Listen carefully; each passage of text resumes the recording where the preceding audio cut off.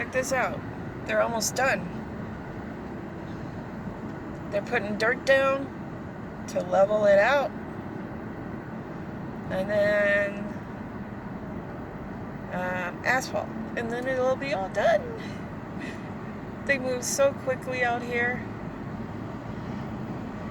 Probably because they don't have to worry about large boulders or anything and all that. A person just came driving up my back end. They're working out here. So the speed limit is 25 always. And people still speed up here. So yeah. No matter what. You have to do it. Last night, a person passed me on this road, and it's no passing zone. So, yeah. Look at that huge truck. Whatever it's called, I don't know what it's called. Here comes something. What is that?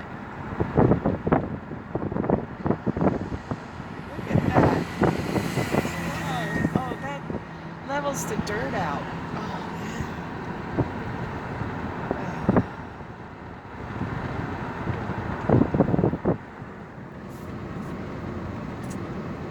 yeah, I'm so proud of the construction workers here.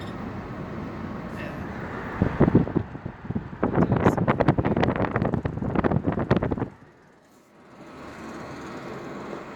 They get work done.